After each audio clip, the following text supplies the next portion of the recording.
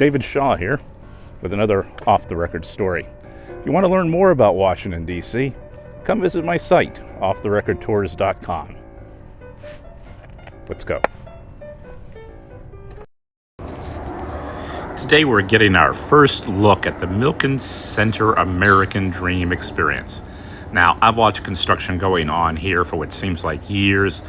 It just opened this week, and I'm very excited to look inside. This space is spectacular, and the content is extensive. It really is like a business school intro class. It explains what capital is, how finance works, and the journey an entrepreneur takes. It also stresses the importance of investing in education, as well as how immigrants strengthen our nation. And the restoration is top-notch. So much of the architectural detail is preserved. This used to house both Riggs Bank, known as the Bank of Presidents, and American Security Bank. For many years, both the banks could be seen on the back of $10 bills. And there's even an exhibition on the lower level about the banks that used to be here. Felt some sort of disconnect as I moved through the exhibitions.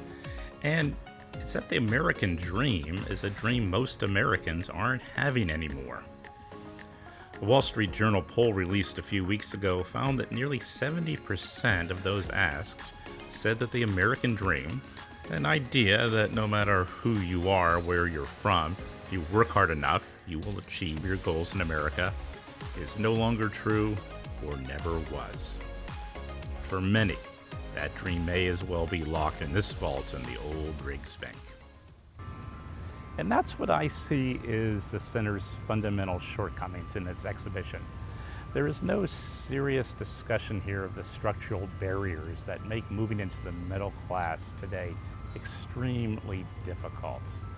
And without addressing those issues, the exhibition is just a new shine on the old rags to riches Horatio Alger stories. Now, there is an interesting backstory to the Milken Center. The center's founder, Michael Milken, is credited with creating the high-yield bond, often called a junk bond.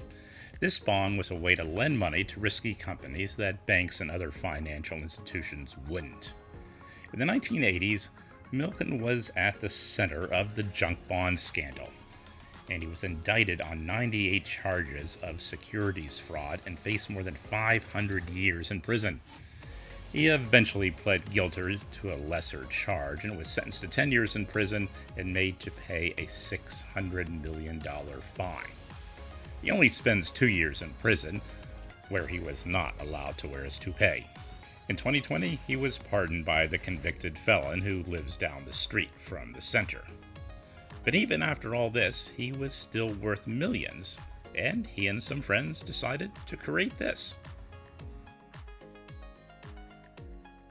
The center is at the corner of 15th Street and Pennsylvania Avenue Northwest, right down the street from the White House. Admission is free, but you do need to get a time ticket online, but they often have them at the door. There is a charge if you want to do something called the holodeck experience. Overall, I feel it's more geared toward adults than young students, so I'd say high school is the minimum age for folks to enjoy it.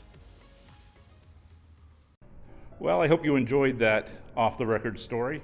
If you want to learn more about Washington, D.C., things seen and unseen, arrange your tour of your nation's capital at offtherecordtours.com.